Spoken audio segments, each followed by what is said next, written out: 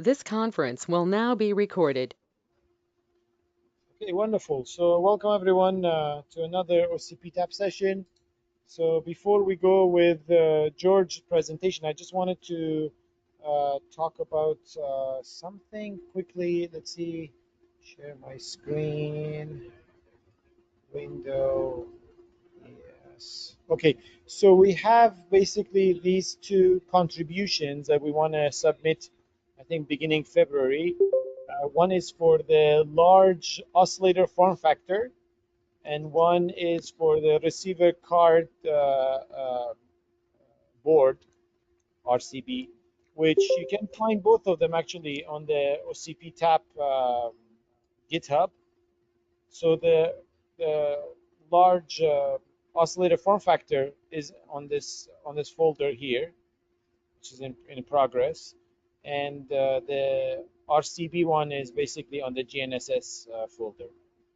And so far, we basically drafted something like talking about the form factor here with like this is an example where it sits here, and we're defining generic pins so they will all be interoperable. Let's say someone wants to use these, like basically these are single-ended PPS in and out, or like someone wants to use the differential, they can do that, and a bunch of things like we're explaining. And for the RCB, also receiver carrier board, we have basically this document also talking about different specs and dimensions and so on. So things basically will be easier to exchange when people are trying to use them together. So let me put this back. George, if you want to share your page, Okay, I and try. let me see if, and then make It says present. I have to Yeah, ask you. yeah. Ah, oh, yes, okay. Then let me make a quick bio about George. So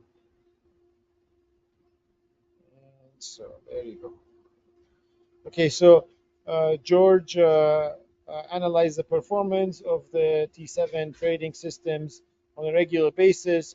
Thus, he's improving its monitoring and packet capturing facilities in order to simplify troubleshooting. Lately, he's looking into the interests of the timestamping and clock synchronization. Before joining Deutsche Börse in 2019, George worked in the telecommunication industry in several developer roles. After completing his bioinformatics PhD and computer science diploma at Bielefeld University. So today's talk is basically about like the infrastructure of like timing and everything that goes with it in the Deutsche Börse. So with no further ado, George, the floor is yours. Yeah, thank you for the nice introduction. Yeah, let's get right into it. A quick outline. We start first with some basic stuff, such that we are on the same page and such that the following isn't too abstract. Yeah, but perhaps first of all, Deutsche Börse is hiring. So if you know somebody who is currently looking for new job opportunity, new challenges on job, we have some openings, and here the first one, I think it's quite interesting. And if you read the description, it mentions many topics which we also look at it today. Yeah, so this is about some network engineering background and topics we look into right now. If you have questions during the talk, I think it's fine if you just ask them in the talk. Yeah, you don't have to wait until the end. Yeah, if it's too much, then I say so, and we can still move on. But yeah, just ask. Okay, so to start, if we look at an exchange, stock exchange, or other exchanges, yeah, the heart of such an exchange is the matching engine. Yeah, and matching engine, if you are not very familiar with all these things, yeah, it can be quite confusing. So what actually is a matching engine? Yeah, so matching engine at its heart, it tries to match incoming orders. Yeah, so you have a stream of incoming order traffic and an order book. And the order book can be or is divided usually in the two sides. You have the sell side and the buy side. And if an order arrives, a sell order arrives, which can't be immediately matched, then it goes into the book on the sell side. If you have a buy order which arrives, can't be matched, it goes into the buy side. And the order book is then sorted by price and yeah, so you have different orders with different price limits, and this is the first sort key. And if it happens that multiple orders with the same limit are incoming, can't be matched, they go into the order book, and then you have ordering of first come. So they are ordered in the arrival times. Yeah, so in that sense, it's fair that the first order arrived is then also matched first. Yeah, not by random or something. Of course, there are many different models, but this is a common model and which also we use on most exchanges. Yeah, and then the interesting part is the actual matching. On the right, I included artificial new buy order, which can be directly be matched. Yeah, so this is a price of $70 or so, yeah, artificial price. And you have 55 items of that, 55 shares, and they can be matched from the 140 sell order, and they can is then partially filled from the second order at that price level. Yeah, and the order, as I mentioned, is important. And more interesting is this new sell order, which is arriving from the left, which matches actually two price levels. It is filled from two price levels. The price levels are completely cleaned. And as a result of that, the spread between the best sell order and the best buy order, the spread, so-called spread, increases. Yeah, and this is then an event which is interesting for participants who want to trade. Yeah, so the matching engine actually in our system, it's just a component in a bigger process. Yeah, so in order to increase the performance, to lower the latency of order processing, we integrated different components into one process. This is the gateway where participants directly connect to the gateway, and the gateway checks authentication and stuff, limits and stuff like that. And from the gateway, the orders are directly delivered into the matching engine in the middle. And if during the matching interesting stuff happens, like orders are executed, spread changes, either way widened, get smaller. These are all interesting events, and they are distributed by the market distribution, data distribution component to multicast UDP. Yeah, so you have left side is all the order traffic. This is TCP. Participants are connected via TCP sessions, and on the right side, you have all this market data traffic. Yeah, and the trader, which is on the bottom, yeah, it can very well be a computer. So you have algorithmic traders, which are, yeah, most of them basically are algorithmic traders, and it can be computers, it can be FPGAs, or even ASICs. Yeah, and oftentimes, yeah. So of course there are many different strategies and external signals which trigger orders or trigger trading. But you also have this internal signal, the internal signal which is market data packet, or can be a market data packet, because if a spread changes, perhaps this changes your intention to trade, and you can do stuff like latency arbitrage and yeah, strategies where you earn money basically by being fast, or the fastest one which reacts.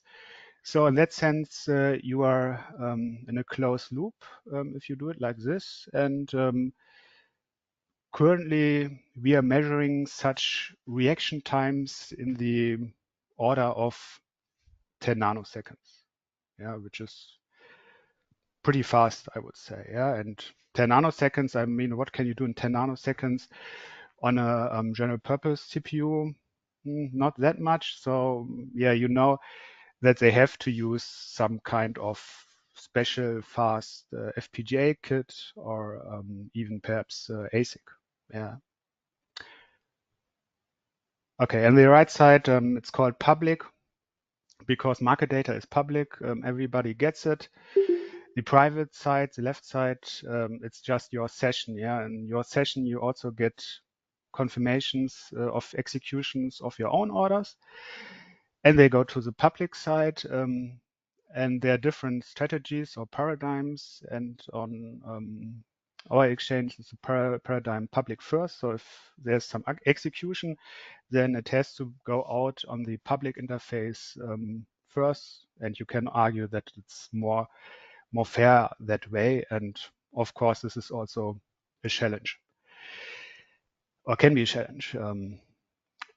Yeah, and okay, so you see in the matcher the different components, and we collect timestamp, many timestamps in these components for our profiling and monitoring already. But we also collect many timestamps directly on the network. And we do it like this. We are tapping the traffic extensively using fiber splitters. Yeah, fiber splitter is just yeah, or can be a passive device which works like noted here, that you have one input, two outputs, and the signal is splitted, mirrored. And okay, I wrote it like you have 70-30 split ratio, but of course you can get them at any ratio you want, you would like. Yeah, it doesn't. Yeah, perhaps it doesn't really matter that way. But 70-30 is common. Yeah, and the mirrored port then is connected to a special timestamping switch, which yeah, takes the time and adds the timestamp in a trailer to the packet. It's not put into some header field, it's put into the trailer. And the switch aggregates many flows together and then sends them to capture infrastructure, capture servers. We use such timestamping switches from Arista. We call them, so they are originally a company by Metamarco, so we call them Metamarcos. Arista renamed them. Other vendors have similar devices, yeah, but we always say simply Metamarcos. Yeah, here is a simple drawing how such a okay, what kind of timestamping page? Okay, Yeah, there was a question in the chat, what kind of packet capturing server we are using. Yeah, currently we are using capture servers which are based on or built around solar capture. Yeah, so it's like normal servers, or kind of normal servers which are running solar capture. Yeah. Okay, and we are in the process of switching to solution based on smart NICs. I can get into more detail in the end. Yeah.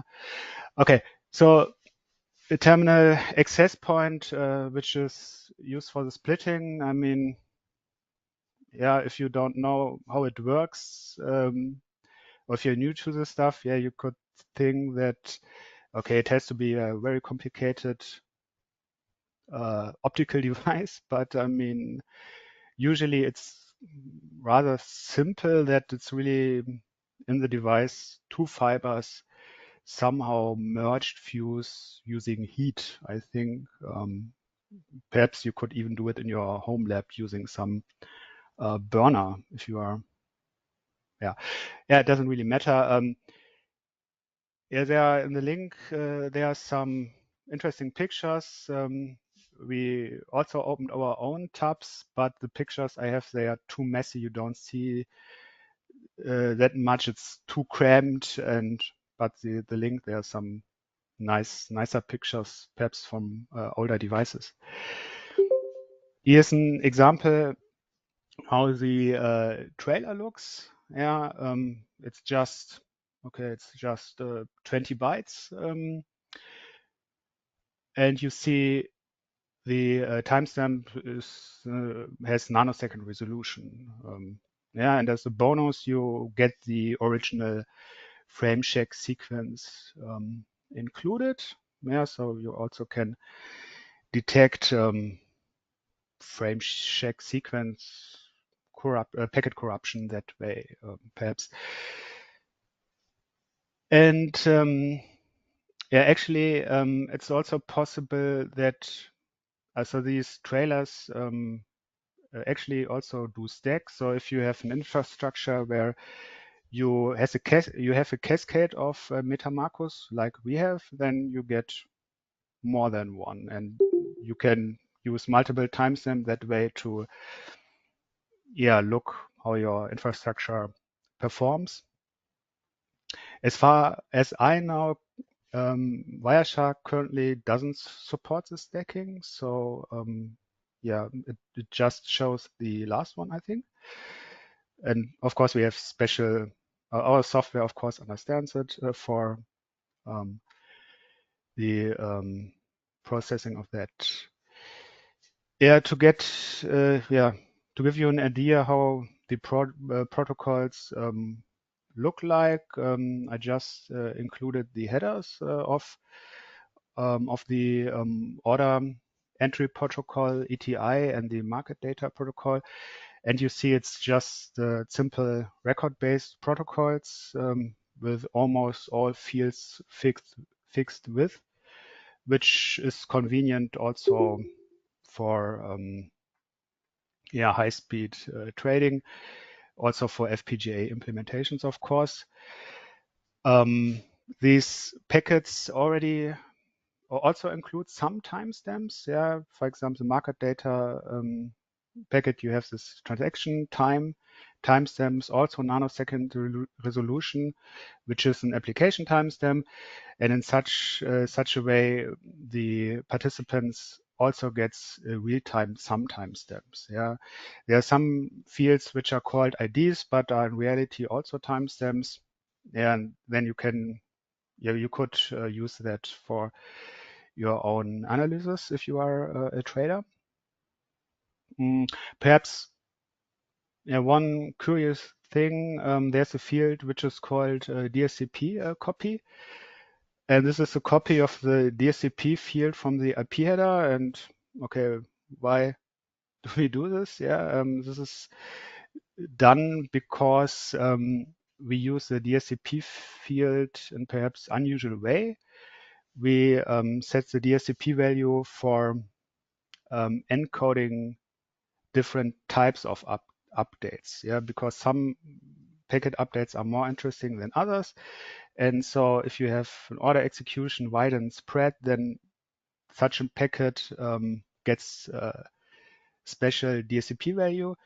And if you are a participant, then you can, and if you are high-speed participant, which reads such packets byte by byte or in chunks of 8 byte, then you have the information very in front of the packet, and you can react on it even faster if you like. Okay, so the big picture looks like this.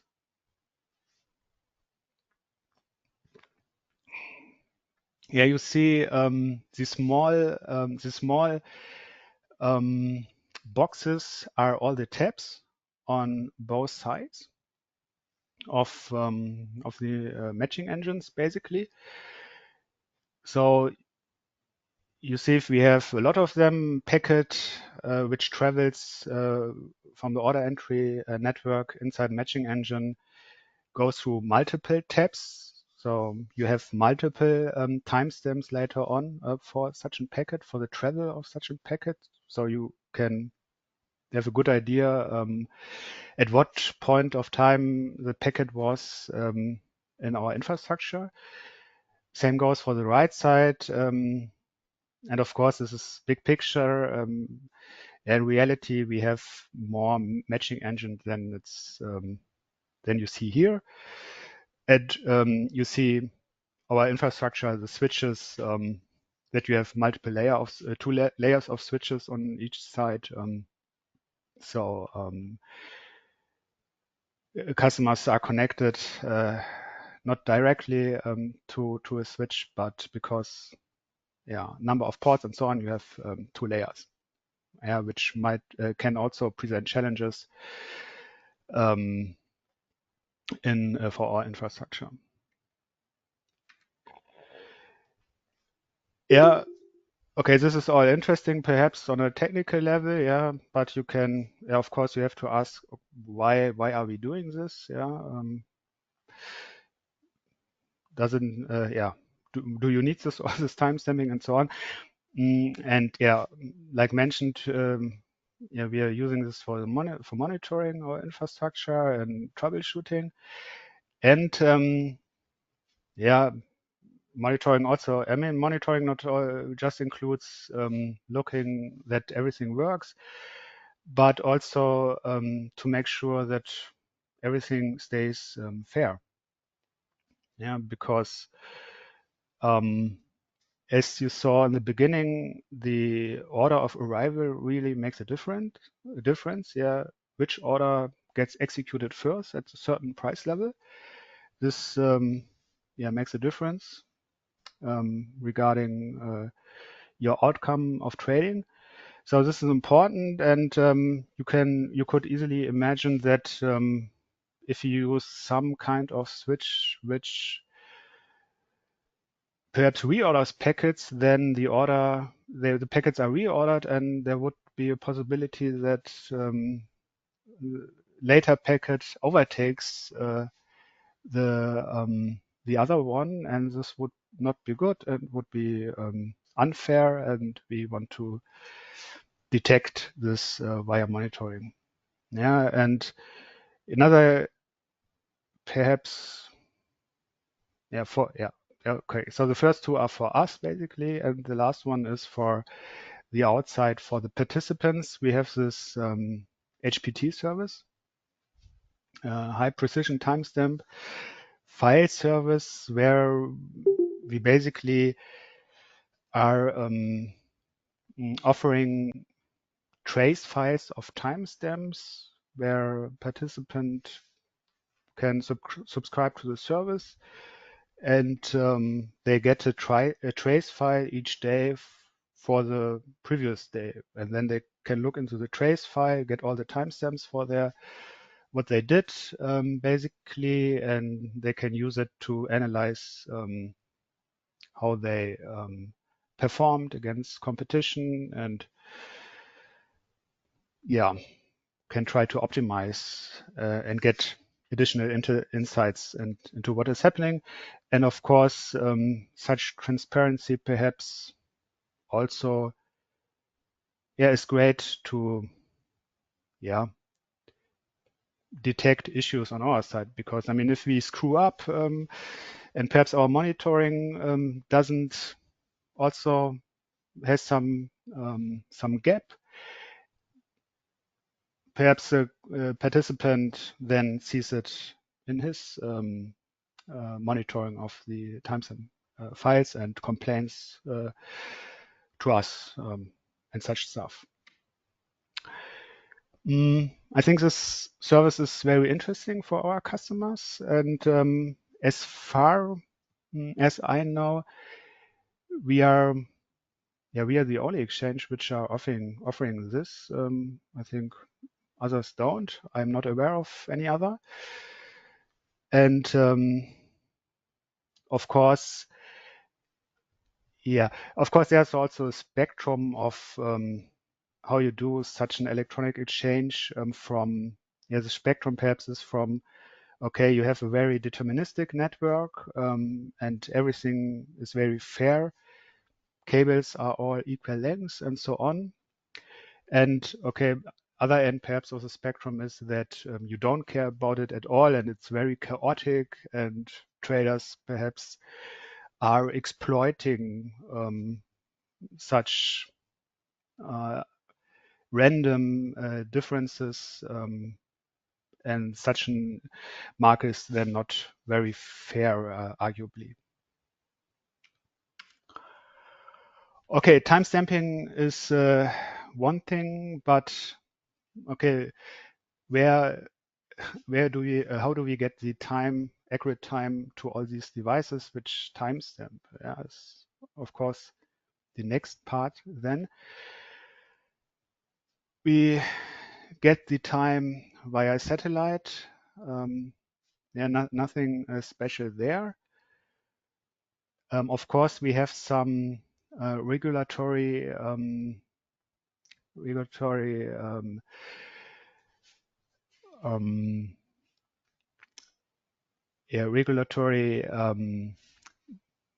there are some regulatory policies which we have to follow, where our time is in a certain range to UTC and so on, but the official policy, it's not that tight. And in that way, we are more like a time island. So our master is our master can be at some offset to the official UTC, but inside our infrastructure, we are interested to have much smaller offsets between all the devices. And this is and this works also for our customers, because they can also connect to our timing infrastructure. So we are all have then the same local master. But again, for the regulation, the regulatory limit is not that small, according to MiFID. Okay, so what we have is we have White Rabbit installation, and we use White Rabbit to sync all the network timestamping devices, the MetaMarcos. And how this works is that you have these White Rabbit devices which have a lot of PPS outputs, and then you connect the switches to it with that, and you get like nanosecond precision, which is great. And it's also possible if you're a participant which is co-located in our data center, then you can also connect to our White Rabbit infrastructure, and then you have the same reference, and then you can use, like on your infrastructure, you timestamp it before you send the packet to us, and then you can look at the delta to our timestamp, to our first timestamp, and do stuff like that to check your connectivity and such stuff. And we have, in addition, we have a PTP infrastructure for our matching engine servers and all other servers. Yeah, and this is additional infrastructure, PTP 1 gigabit. We have a bunch, we have a bunch of Hirschmann PTP switches, so it's really a dedicated PTP network. And we are doing it like this because, as you all know, if you run PTP with other traffic, then you get worse results. And in our experience, it was, precision was too bad like that, and thus we have really dedicated PTP network for just PTP messages, and extra port in the servers is reserved for PTP.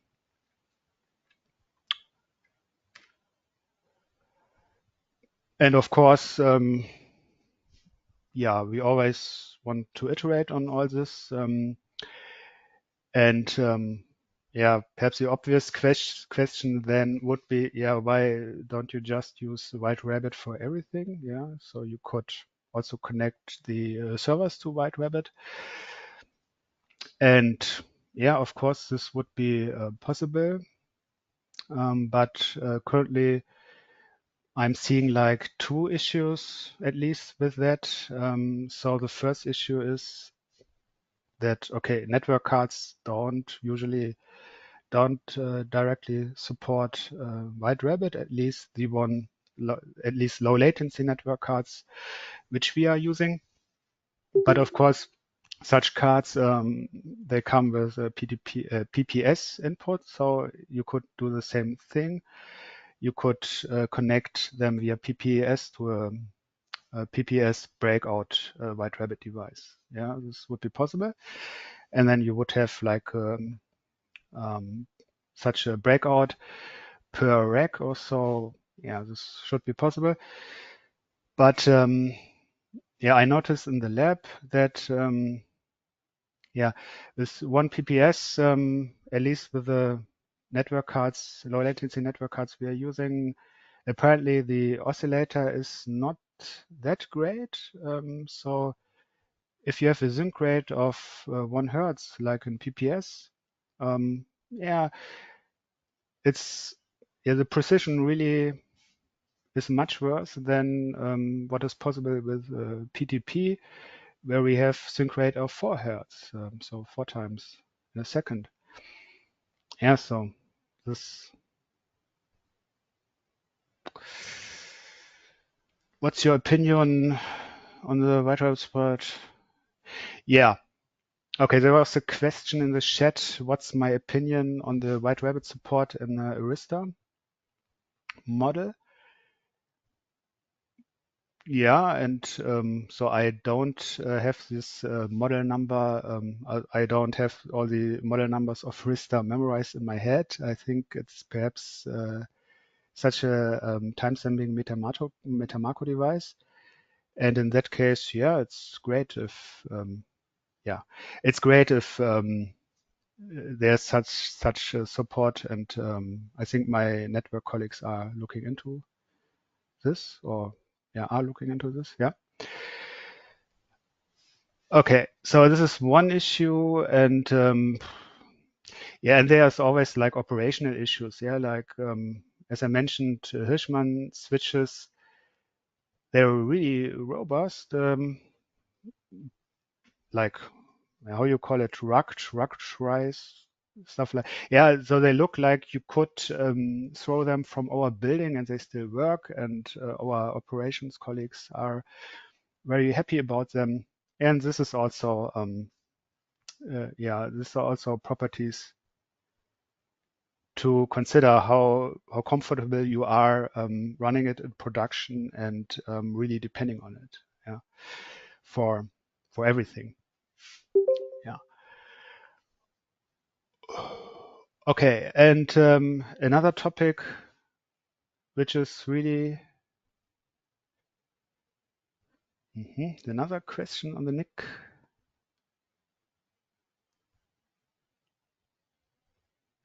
Okay, so I have to open the chat perhaps, so I have a better view. Is the oscillator skew, yeah, so the question was, is the oscillator skew on NICs significant enough that PPS in to the NICs sending the orders is less accurate consistently?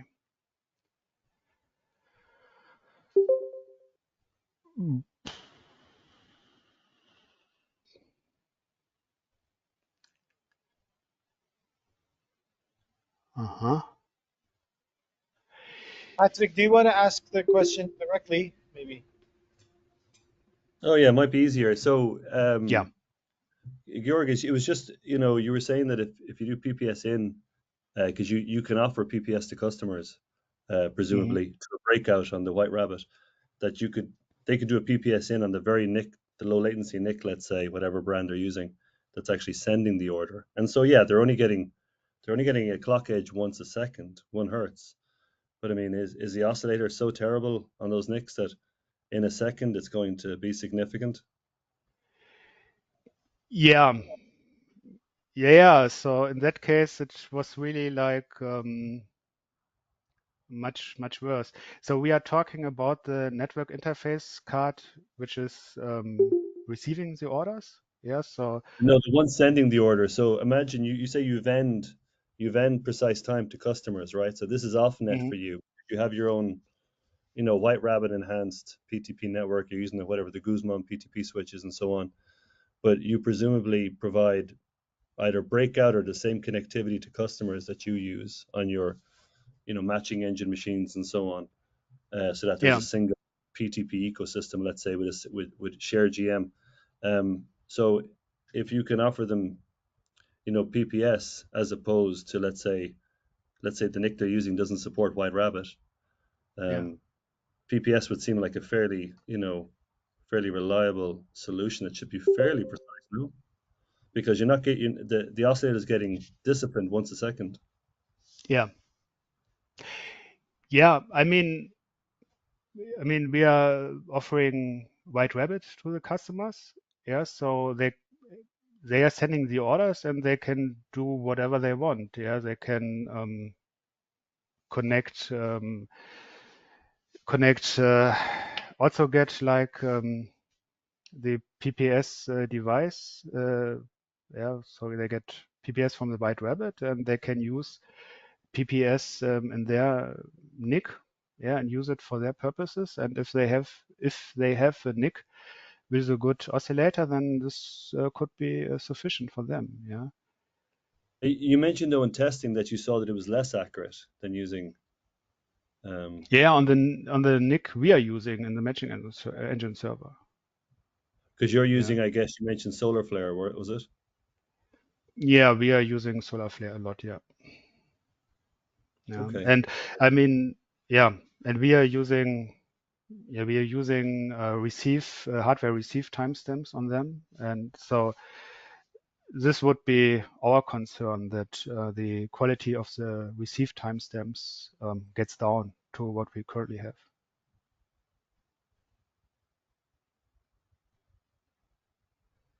The precision. Yeah. Right, you're already getting the timestamp from the tap, right? Because the MetaMaco is doing the hardware timestamping via the tap. So you already have that. But that's some Yeah. amount of delay before it gets to the host because there's some propagation delay. And is there a tap? Is the tap is happening before the 3548 that's operating as an AG switch. So you have the time from there, but then it has to transit the AG switch and then get to your matching engine host, no? So there's the transit time across the Cisco plus unless you're tapping after that Cisco, are you? Yeah. I mean, I can open the big picture again. But I mean, you always have some transit time from your last tap to the receive timestamp of your card. But you know the length of fiber, right? So you can pretty much That should be a fixed amount of propagation delay, no? Yeah, sure. But I mean, of course it should and so on. And how hard could it be to use the right length of fiber?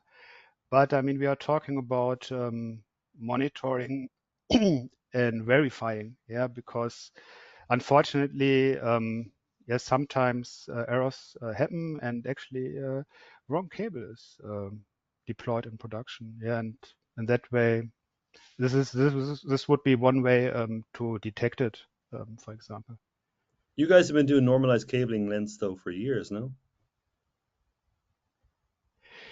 Yeah, I would say we are trying, but I mean it can be harder than it looks, and you have you can't stop looking at this, so uh, new errors Right, can but happen, I and presume the data you're getting back from the monitoring service is showing you a fixed offset between the Metamako hardware timestamp and the one you're recording on the matching engine, no? Because there'll be an offset, but it should be fairly reliable, no? if everything is good, then this should be fixed, but things can go wrong, so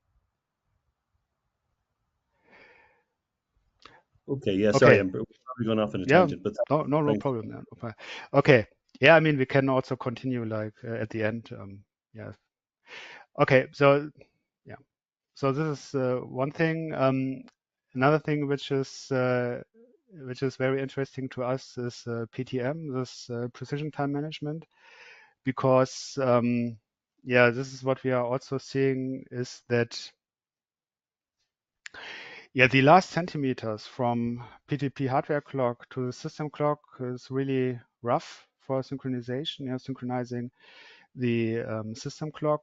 And you have this issue that you might have high deterministic error from synchronizing from PHC to system clock, and also lot of jitter because of changing PCI Express latency, and you basically have no insights right now.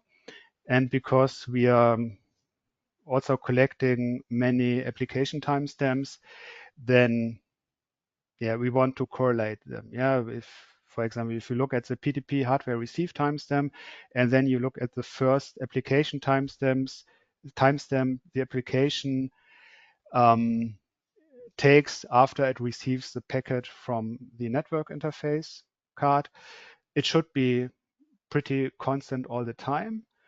But perhaps you have some issue in the driver, on the driver acceleration package, and you would detect it like this, but only if you have something like PTM, where you do basically PTP over PCI Express. And it was announced by Intel that the new Xeons, Sapphire Rapid Xeons, they support PTM. And you also get a PBS output pin from the CPU, which is really great. Perhaps years ago I joked with a colleague that what really would be great would be a CPU with a PPS output pin, but I never thought that this would materialize. That some vendor would actually build such a CPU, but it happened. So we are excited about this. And now, we have to look into it, how to get actual hardware into the lab. And of course, getting a CPU is one thing. You need a motherboard which supports it, and also a network interface card which supports it.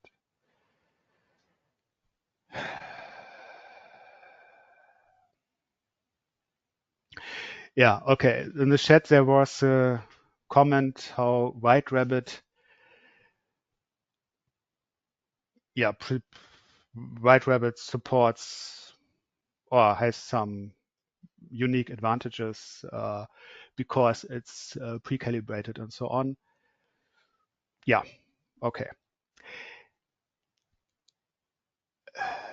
Okay, so Another thing which is interesting are transparent clocks for our P2P infrastructure.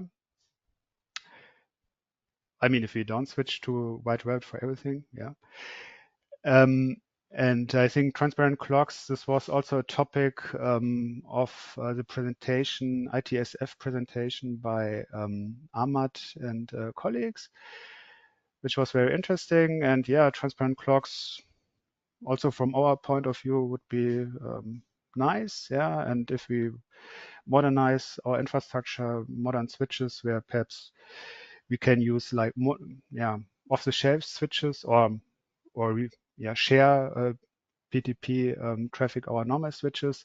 Transparent clocks would be great, but I looked at it a bit in the lab, and the line of Cisco switches we are currently using because of other nice properties.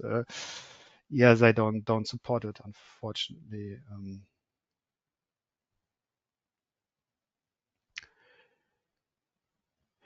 Yeah. Okay. So there was another comment and question in the chat. PTM is not as precise as White Rabbit. Yeah. Is that an issue for the exchange? If so, what type of issues would you see? Yeah. Okay. I think this is a fair statement that it's not as precise as White Rabbit, but I would say that it's still a huge improvement over what we currently have, right? So currently, system time is synchronized best effort, yeah, without any such method like PTM. So your offset between system time and PHC is can change all the time and so on, like in the order of perhaps a few hundred nanoseconds or even microsecond or so on. So from that point of view, I would say, yeah, PTM is not perfect perhaps, but it's still a huge improvement. And yeah, the issue for our exchange, so if it's not as good, like in the current situation, it's not as good as PTM and or even White Rabbit. Yeah, so it's not really an issue. It's just an issue for monitoring. Yeah, if we look at application performance, like doing profiling,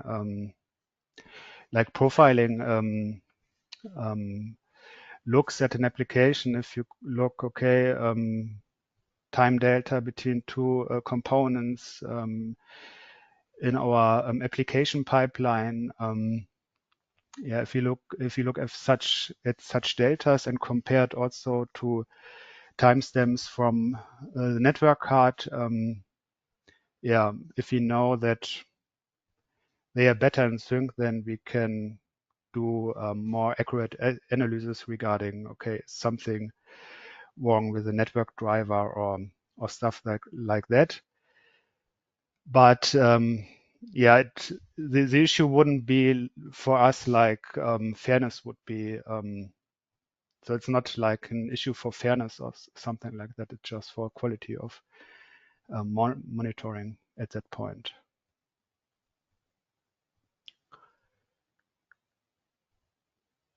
Yeah. Okay. So we are on the same page.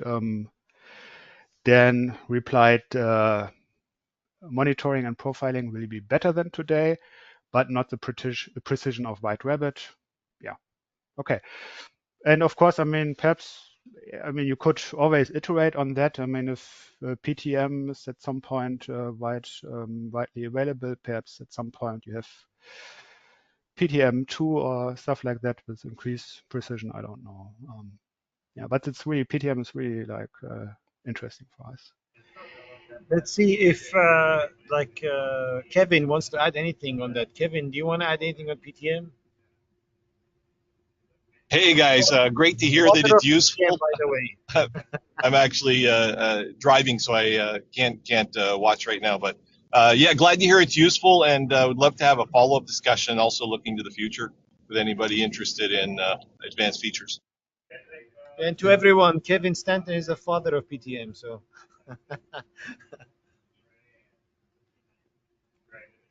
Yeah, yeah, yeah. I already met him, and yeah, it was a great discussion. Also, yeah. Okay, Ahmad, I don't know how it's time-wise. How much time We still do we have have? another 8 minutes, but I don't know, like if any more questions. I think all the questions ended up like basically going through the chat. Pretty interesting. But anyone wants to ask questions directly, like before I start calling names? Machi has a question. Yeah, George, you see the question, right?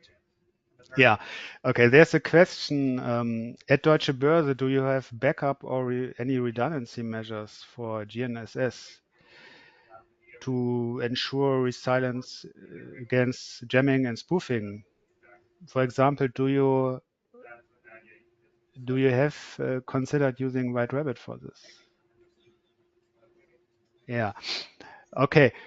Yeah, so there's some redundancy that there are multiple grandmasters used, and they are also using different kind of satellite services. But of course, I mean, you can always argue that it's not enough. Yeah, that sophisticated spoofer could spoof all the signals at once.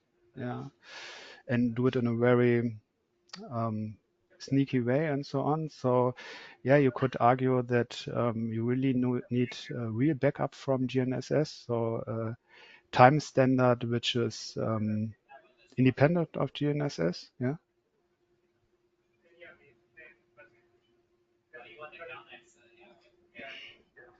Yeah. Yeah. So I think there was a follow-up question.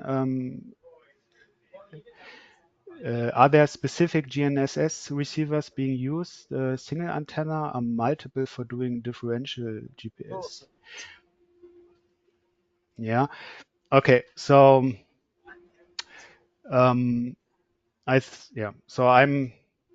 so this is really so it's really a topic more for the for my networking colleagues from the operational side.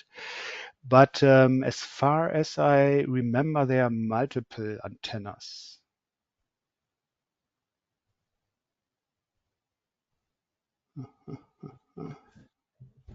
Georg, can I ask another Yeah. question? Just Okay. in regard to, you mentioned, I think you're using, is it Hirschmann PTP switches? Yeah. And they're operating as boundary clocks, I assume, right? Yeah. And can you talk or what measurements you've done in terms of, because you have different sources of inaccuracy in the system, right? The antenna itself is probably giving you, 30 nanoseconds to 50 nanoseconds right between any two antennas. And then as you work through the various system, looking at your various source of inaccuracy in your budget, do you think using the Hirschmanns in that role as boundary clocks is more precise than, say, simply just having transparent clocks in that role that are having to do less, let's say, and simply modify? Yeah. No. Yeah. I don't. Yeah. I don't think that Hirschmanns are more precise that way, and I think transparent clocks, like you said, have great potential for being more accurate. Yeah. Right. Okay. And just one last question then. Do you kind of have a sense of, if you were to measure any two clients, let's say any two matching engines that are both being serviced by the same, optimized PTP service you run at Deutsche Börse, do you have any feeling for what's the plus or minus between any two machines, let's say, in terms of how close they are? So they each have a measured offset from the GM. So do you know kind of roughly what your uncertainty window is? Yeah, it would be like in the order of plus minus 100 nanoseconds at least. Yeah. Oh wow, so it's pretty accurate then. You're in the kind of the sub 100 nanosecond range. Yeah, or sub or 100 or something around that. Yeah. Okay. Okay. So yeah. So regarding the GNSS stuff, I mean, this was also a topic on ITSF. Yeah, there were many sessions from people from other industries like broadcasting and power station power station guys from which are maintaining the electric grids, yeah, and they have really much higher regulatory demands, yeah, where they really are really required by law or policy to have backup to GNSS, yeah, and there are possibilities to have deliver time over network and so on, and yeah, currently we don't have it, but I mean perhaps there will be some update to MiFID, yeah, at some point, yeah, and then we would get something similar, of course. Okay, there was question from Petro. Do this redundancy resilient if the GM itself is sending bad time? Like if it has a bug? This was the topic of the ISPCS paper written with Deutsche Börse. Yeah, so unfortunately, I'm not familiar with that paper. Yeah, I would have to look into it. I'm sorry. Okay, there was another comment from Francisco from Seven Systems, I think. They are great guides to absolutely calibrate GNSS receivers, and if you are able to compare them remotely without losing accuracy on the way, you can perform a relative calibration between them too. Okay.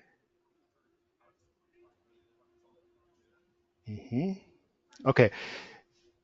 There was, yeah, so this was my comment from Francisco. Yeah, yeah. Okay. Comment from David. If the GM is bad, sometimes the cards will go into free floating. Experienced this personally about 10 years ago, one of the leap second induced bugs. If you have several time feeds and if they don't agree, how do you pick the right one? This is question by Henk Karl. Yeah, so basically, if they disagreeing too much, then this triggers some operational alarm, and operational colleagues have to look into it. Yeah, and of course, I mean, this is not perfect, because you can imagine some sophisticated attacker which could really cause trouble that way, perhaps. Yeah. Okay, so Petro is sharing a PDF. Yeah, thank you. Of course, I will have a look at it.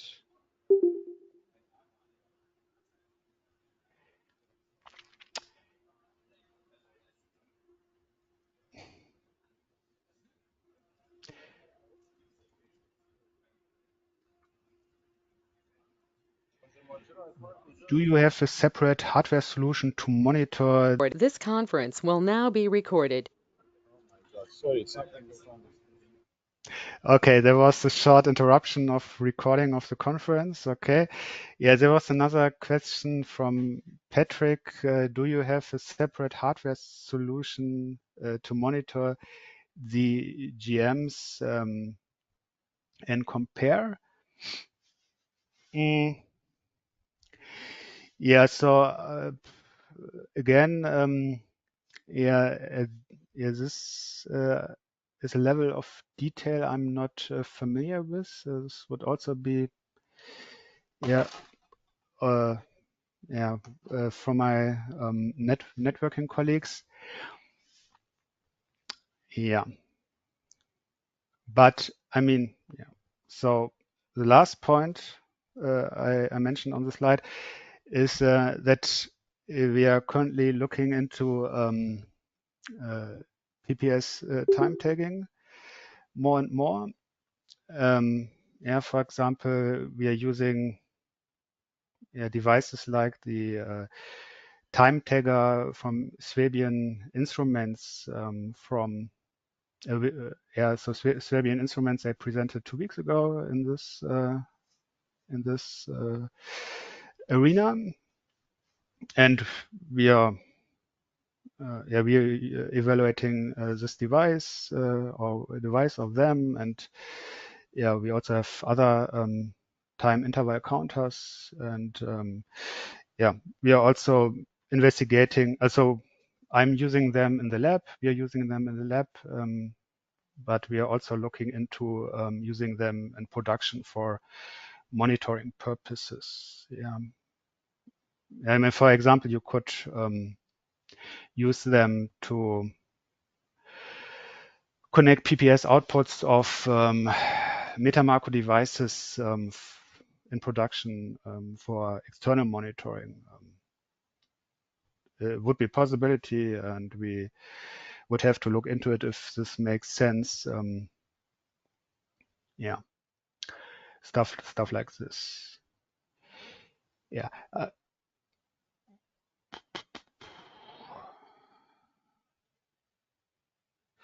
Another comment from David. PTP stats log may also provide some of the data, also outputting continuous data between GM received time versus local time. Of course. I mean, we have this log. We have these logs from PTP daemons, and we monitor these logs and are generating reports based on them because this is also like a requirement from MiFID to have such a monitoring in place. And if there are violations, then we notify the authorities. On that note, perhaps I can go to the next slide. So on the next slide, there's an example use case how we are using time interval counter in the lab. In this case, I was looking at the performance of PTP of network interface card against Grandmaster, and the point of the investigation was to get an idea how accurate the internal statistics really are, because I mean, with every PTP daemon you get such statistic offsets and so on. And first of all, you in that the internal statistic of such a PTP daemon, you only have a chance to see the jitter and not deterministic error. Like if your link is asymmetric, then you have deterministic error, and you can see it in the PTP statistics. And so I connected the Grandmaster PPS out and NIC PPS out to such a time interval counter to verify it, to get an idea, okay, how accurate is the internal statistics and what is the deterministic error, like asymmetry. And so the NIC is like our current favorite low latency NIC, which has really great low latency features and so on. And it also has PPS input and PPS output. And this network interface card even supports its own monitoring, so you can connect a PPS input reference signal, and you can tell the network card, okay, please do some statistics against PPS and PHC. And this feature, of course, is advertised for determining deterministic error. Yeah, and if your deterministic error asymmetry on the link is pretty stable, then of course it's sufficient to do this once and then get the mean or median value from that and configure it in a compensation. And I guess all PDB servers like Linux PDP support asymmetry correction. Yeah, and so what you see on the right-hand side, the 55 nanosecond delta. This comes from the internal measurement from the card, and the 100 nanosecond delta comes from the external measurement from the time interval counter. Yeah, so time interval counter, again, device like these Serbian instruments or other devices are also available which are doing this. And of course, then you see, so good news is that the internal results, the distribution from the shape, it's really consistent with external measured distribution. Yeah. And the internal offset statistics of PTB also matches the external results, but the distribution is shifted by, in that case, 45 nanoseconds. Yeah. So, and with that result, you can go to the vendor and ask him, what's going on? Where are the 45 nanoseconds are coming from? Why is the software lying to us or something like this? Yeah. And I think in this case, this was blamed on extra delays due to voltage level conversion, I think. Yeah. And of course, if you know this and if you do it for multiple NICs and it's always the same, then you could compensate for this and stuff like this. Okay, another comment from David. If your lab has the gear, it might be interesting to run the study where the GNSS PTP Grandmaster has GPS disabled, but is fed with the high-end atomic reference oscillator. It may bring the distribution down dramatically. In the past, it was caused by the GNSS module itself because it is doing PPS, but is only clocked at 40 megahertz.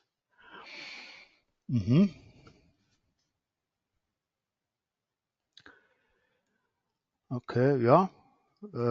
Interesting comment. I will keep it in mind.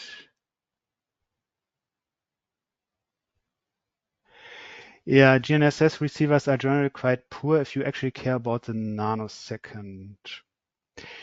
Yeah, okay. Yeah, this is true. In this case, this PTB Grandmaster, it was like a GPS disciplined oscillator. Yeah, so the PPS is not directly from the GNSS module, but from the GNSS disciplined oscillator. And the idea with this stuff is that, as you all know, of course, is that you combine like short-term stability of the rubidium or like high quality OCXO with long-term stability of GNSS signal. Yeah. Okay. There are some comments. Yeah. Okay. And you can imagine. Okay, this is one example of looking at the NIC, and you can do similar measurements for your infrastructure if you change to to transparent clocks, and then you can do similar measurements from the source and the client and evaluate, okay, is this better than Hirschman or not, or what's the difference? Yeah, using such time interval counters. And yeah, for me it was really also important to see, okay, how accurate really are the internal statistics? Yeah, because internal statistics, yeah, we really have no idea until you have verified them, I would say. Okay, I know we are all over the time. I have some extra slides. I don't know if I should go into it. You are on mute, Ahmad. Yeah. Sorry, Yeah. I was muted. Yeah, no, keep going. Like we will have it recorded anyways, and then people can catch up later with it. So let's go with it. And if anyone has to leave, they can leave. Yeah. Yeah. Okay. I mean, yeah, this is like I just included it because I thought it's of general interest, especially if you are not from the industry, because some might be surprising. I mean, I think, yeah, of course, I mean, to some it's not new stuff, of course. Yeah. So, yeah, some requirements are perhaps really different from other users. Like I mentioned in the beginning, the orders are arriving over TCP, and we are timestamping them.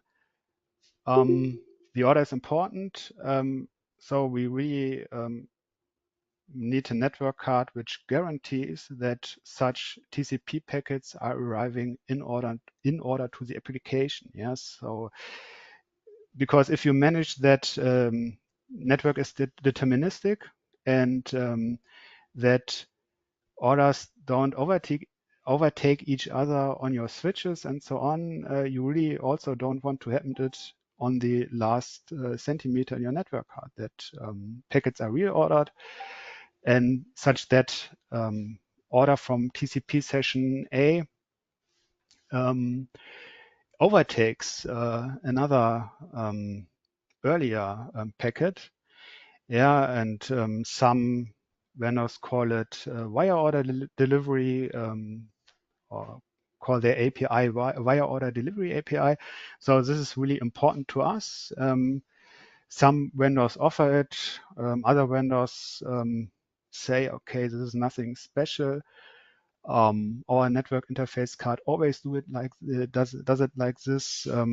But I mean, if you have general purpose network card, it's not guaranteed for sure. And if you're using like standard POSIX APIs, of course, yeah, you because TCP is a stream, yeah, you don't get any timestamps. Yeah, perhaps if you look into POSIX documentation of your operating system, then it says, okay, if you want timestamps, don't use TCP. Yeah, but we are using TCP, and we want all the timestamps for TCP segments, and we want all the TCP segments delivered in order like they were on the wire. And yeah, this is perhaps the very special requirements other don't care. And for sure, if you don't care about it and don't need it, then it's easier to use APIs which deliver higher performance, because this usually also have some performance implications. Yeah, so this is very important, and usually you need some kind of extension for that. Yeah, and of course, I mean, you could argue, okay, perhaps you should design your order protocol differently and not use TCP. Yeah, of course you can do it, but I mean, if you have to deal with legacy, yeah, you have to support it, of course. Same story for UDP. Market data also must not be reordered. Yeah, and of course, yeah, this can be complicated because I mean, if you have UDP, UDP by definition is can be reordered. Yeah, yeah, and if you talk then perhaps if you talk to vendors, then the vendor says, okay, we don't care. Yeah, it can be reordered, and you say, yeah, but we don't like it. Our customers don't like it. And I mean, for our market data protocol, we even have it specified, like it can be reordered sometimes, yeah, but in practice, it is never reordered. So if there is some change where suddenly stuff gets reordered, then nobody expects it, even if it's in the specification, and this is like a consequence perhaps of being providing too high quality of a service in the past. Yeah, but of course, I mean, you can get it under control, ODP reordering. But it is an unusual requirement for sure, I think. Yeah, high timestamp resolution and accuracy. Yeah, sometimes I'm a bit surprised because yeah, I remember looking at one NIC and it was advertised with a very high timestamp resolution. But yeah, then I noticed, okay, PTP accuracy is not so great. And actually the vendor said, okay, yeah, PTP, they just yeah, expect like, okay, better than a few hundred nanoseconds PTP precision. And then I thought, okay, why are they, okay, what does the resolution give me in that case? Yeah, if you don't have the accuracy target. Yeah. And yeah, another interesting topic is fast retrieval of hardware timestamps. This can also be sometimes an issue, also for PTP solutions. Yeah, and I mean, I mentioned that we are using receive timestamps for our monitoring. And of course, we would also like to use transmission timestamps, but yeah, it can also be challenging to get them fast enough and integrated into your software that you don't slow down your own processing. Yeah. So okay, the oscillator issue was mentioned before. Yeah. So it really also depends on the network interface card. From my experience in the lab, some network interface cards which per datasheet have the same class of oscillator quality, yeah, they have sometimes huge, the quality then hugely is different despite the same specification. And okay, I'm not an electrical engineer, but sometimes I think it really has to do with simple design issues on such a card that I think some vendors, just the placement of the oscillator, sometimes perhaps it's too, it's placed on the PCB not far enough from heat sources like SFP cage, or some vendors, they have some airflow elements, which is very positive for oscillator, and others don't. And this really makes much of a difference. And the monitoring in the lab, you can see such issues. Then if you open the door of the lab, some cold air gets into it, then okay, you really see a huge increase in offsets with some NICs, but not all. Yeah, and I think some network interface card vendors, yeah, could perhaps improve their design by simple low-cost measures. Yeah, but of course, I mean, we care about this, but many customers don't. So yeah. Okay, there are some comments from David. Has Eurex considered using switch injected timestamps when first received at the edge between customer and exchange rather than relying on voter-delivered timestamps at the gateway. Yeah. Okay. Yeah, this is an interesting question. Yeah, as far as I know, we don't have really considered it because our current infrastructure works. Yeah, we are happy with that. And I mean, one advantage perhaps of the current infrastructure with the tabs is that the tabs are passive elements. They are very simple and yeah, reliable. And if you use switches, if you do this in the switches kind of inline, then those switches are arguably more complex, and you would have more issues with fairness in the switches, arguably. I mean, of course, you could evaluate them and look at it, but this would be my first concern when thinking about it. Yeah, I mean, of course, you can, it's a valid design choice, I think. If you say, okay, our network is not deterministic, but we have some mechanism which is very good at inline timestamping, and then you just look at the timestamp in your gateway and do some reordering based on that timestamp which is included. Yeah, this is possible. And I think some network cards at least support this in hardware. Yeah, but we don't do it, and we don't really see a need right now.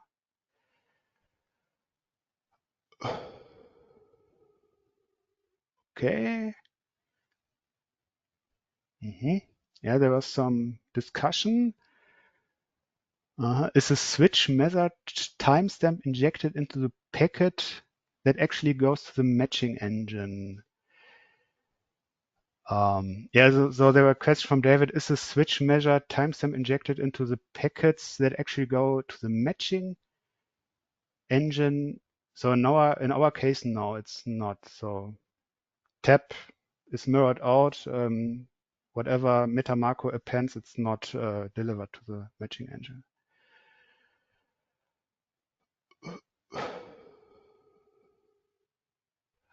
Okay, Jeff asked that Arista Maker Macro, they provide such an exchange application, such an application for their switches where you can do the inline timestamping.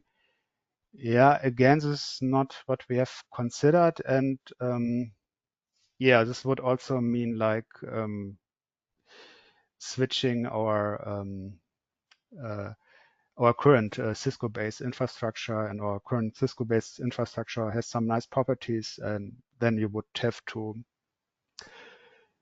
yeah, start to re-evaluate everything and measure and so on.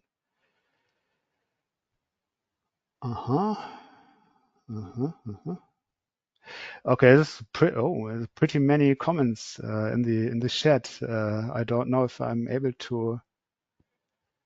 I'm sorry. There's so many comments. I don't. I'm skipping. Perhaps I have to skip one.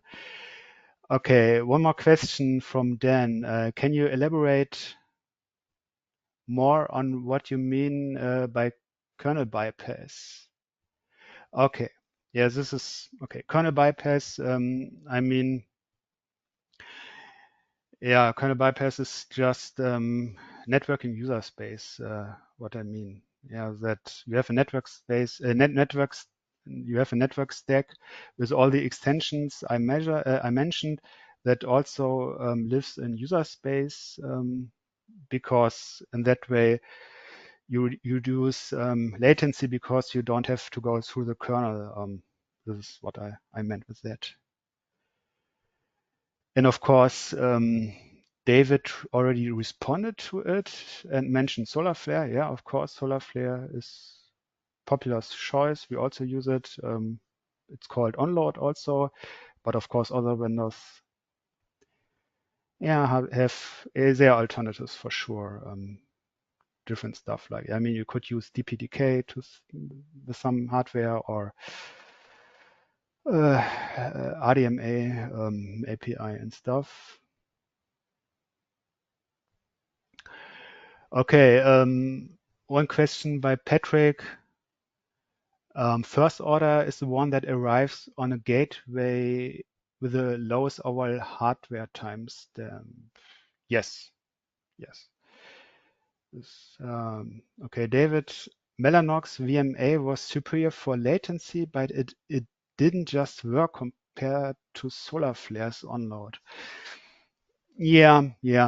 I mean, I'm quite familiar with onload, and I think what's great with onload is that you really can use it for legacy applications which just use POSIX APIs, and you usually, perhaps you have to tweak a little bit, but you get really great results very fast. And yeah, so the big advantage is that you don't have to rewrite your existing application. Yeah, and your existing application could be huge.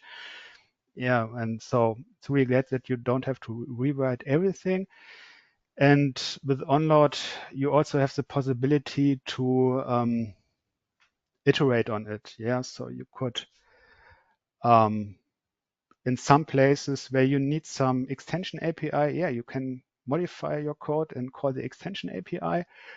But yeah, in other places, you just use the drop-in replacement, and onload, like probably others, basically is just working by LD preloading. Yeah, all the itself, and then it intercepts all the POSIX API functions. And of course, if you have special needs, want to use an extension, then yeah, you can use special API. And I'm not familiar very much with Mellanox VMA. I just know that in theory it does the same, but I mean, yeah, I don't know if I have if I should talk about it, because I just have secondhand knowledge. But I mean, I heard some stuff that people were interested in that, and like Mellanox sales people told them, oh, yeah, it's not really. So Mellanox at some point, at least, I think, wasn't, yeah, wasn't pushing back to customers for VMA, because I don't know, they weren't convinced of their own product. Or I don't know. Okay. Yeah. Okay. We can continue with special network requirements. I think some of the points we already covered. Yeah, determinism is very important, a special requirement, and of course, in other circumstances, it's obviously not. And I mean, determinism is that, okay, stuff like no reordering and so on. And fairness also is important on the network. If you have a switch, for example, if you have a switch which distributes multicast, yeah, then you could say, okay, it's fair when every port where multicast packets are outgoing, it's at the same time, and no port is somehow faster by chance. Yeah, and under normal circumstances, yeah, it doesn't matter. You don't care if like the rightmost port always is 5 nanoseconds faster. You don't care. But for the market data and exchange, yeah, suddenly a big deal. Yeah.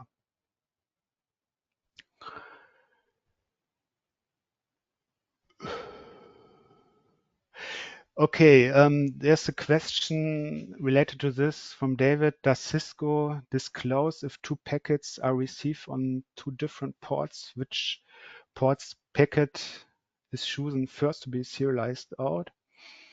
Mm, yeah, I'm not sure. I'm not sure how much Cisco discloses. I mean, Cisco, of course, discloses some stuff under NDA for sure. I mean, sometimes you find also stuff on the internet in presentation from Cisco. But of course, if you have an NDA, then yeah, and you can contact the right people, then you get additional information.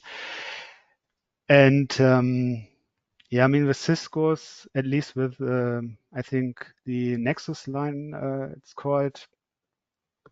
Yeah, they are by default switching in this cut-through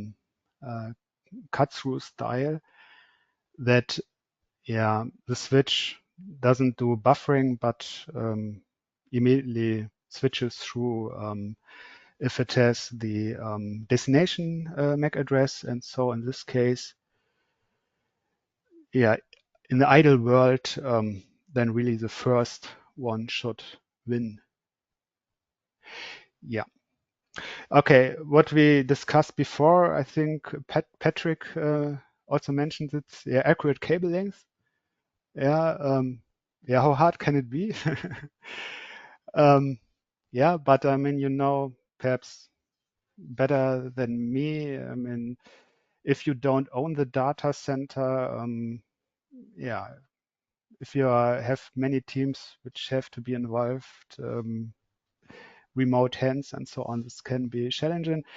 And if you look at the job vacancy I linked in the beginning, yeah, so this is kind of network engineering job, which really is also concerned with measuring cables and yeah, making sure that next generation of infrastructure co-location also gets very accurate cabling.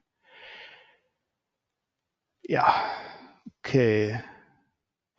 Yeah, and of course, low latency, low jitter. I mean, low latency is one thing, low jitter. I mean, sometimes it's really like, okay, you don't need the lowest latency, but I mean, you are really interested in that the jitter is low jitter, so the distribution is.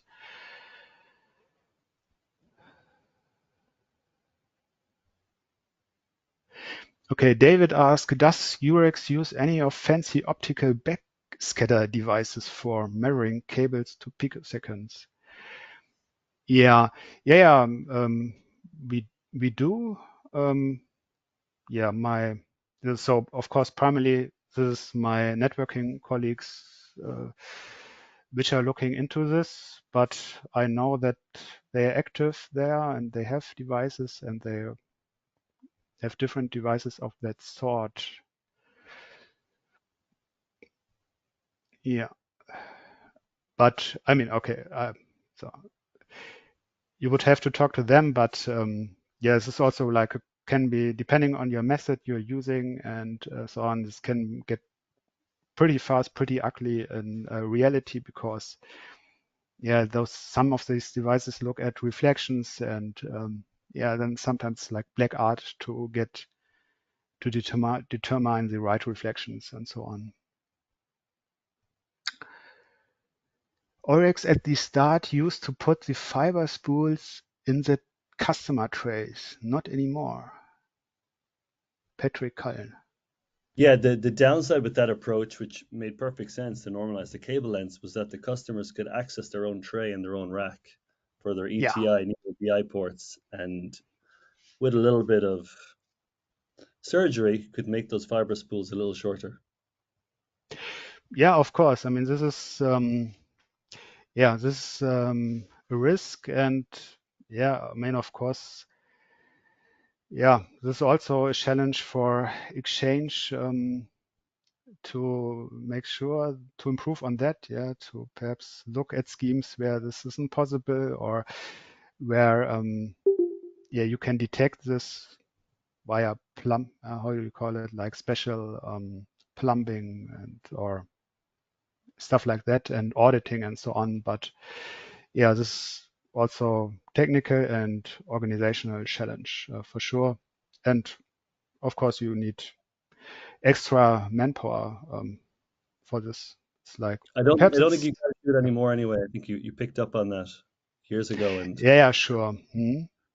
Yeah, but still, I mean, this is like an arms race. Yeah, so I mean, you could argue perhaps all day long how much criminal energy on the participant side really is there or not. Yeah, or how large are the incentives and how much you should do invest into auditing and so on, and how good is your spoof detection if you put such anti mm, anti-modify mechanism into it. Yeah, so it's an ongoing process, I think. Yeah, temperature changes. Yeah, okay. Yeah, temperature changes in cables is also an issue discussed in the chat. Yeah, I'm aware of some interesting papers. Yeah, but yeah, it's really picosecond level. Okay, and yeah, now we are at the summary. Just reiterating the key home messages. In the beginning, there was and of course, I mean, there's a lot of additional information out there if you are is interested in this kind of stuff.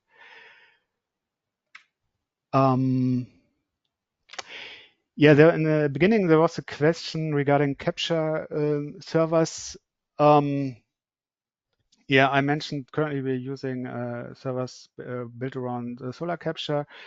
We're in process of deploying new generation where we use smart NIC, and special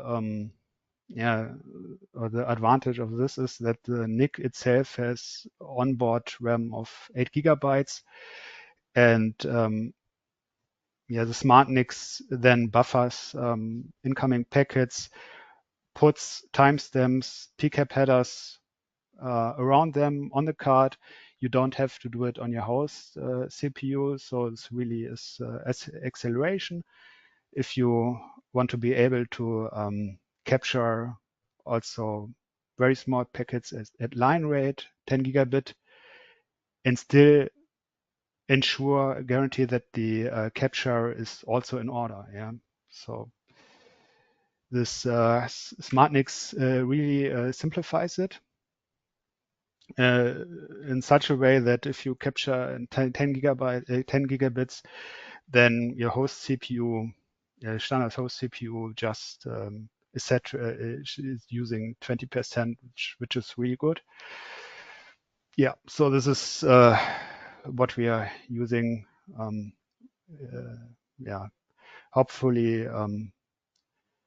next few weeks in production.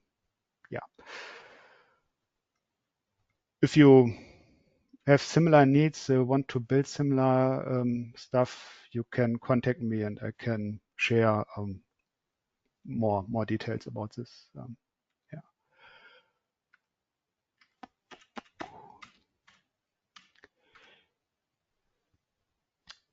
So so I think we covered pretty much ground. I hope it was at least some was interesting. Yeah. Thank you so much for staying up late, and thanks everyone who showed up. Next call we'll have from Vipin about I think a servo called SyncMonk, and we'll see you guys in 2 weeks then. Awesome. See everyone. Okay. Yeah. Bye. Bye. Have a nice day or evening. Yeah. cheers, everyone. Thanks, George.